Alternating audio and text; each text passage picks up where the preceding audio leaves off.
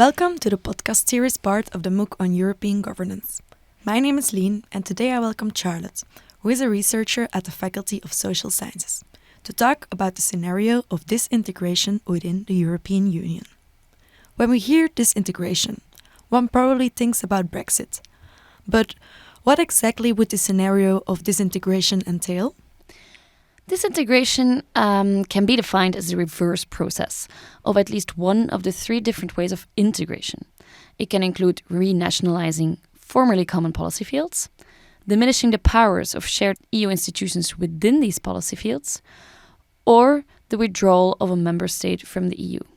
I see. And why would it occur?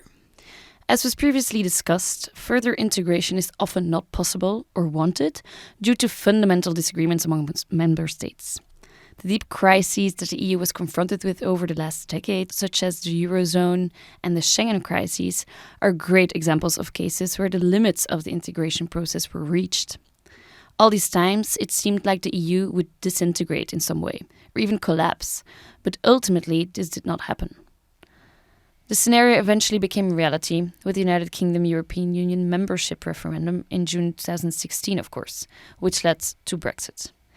So Brexit was a clear manifestation of a crisis that eventually triggered disintegration. While previously the UK, like some other member states as well, protected its sovereignty through a process of differentiated integration, for example with the opt-outs, it was the first case in EU history in which a member state took back all of its sovereignty. In fact, leaving the EU was not legally possible for a long time. The possibility of voluntary withdrawal from the Union was formalized only when the Treaty of Lisbon added Article 50 to the Treaty on the European Union. This article can only be activated on the request of a member state that wants to leave the Union. So imagine then that all member states would want one particular member state to leave the EU. What can they do? Well, two options are in place. Either they manage to convince the member state to invoke Article 50 to initiate the disintegration process itself, or, and this is the more drastic and rather unrealistic option, the other member states dissolve the EU in its entirety and create a new union without this particular member state. After Brexit, many authors speculated that this was only the start of a further process of disintegration.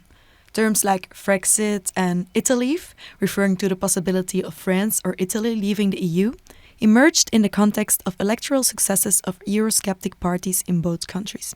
But is this a realistic view of what will happen next? Yeah, I remember seeing this map of all the EU potential leaving names, and I remember Belgium having Belgium with that, which I thought was well found. But so since restoring the national sovereignty is a real possibility, many studies have been conducted on the potential impact of Brexit on the future of the European project. However, scholars disagree on what direction they expect post-Brexit Europe will take. A first vision states that economic, political and conceptual losses caused by Brexit will negatively impact the integration process and lead to further disintegration.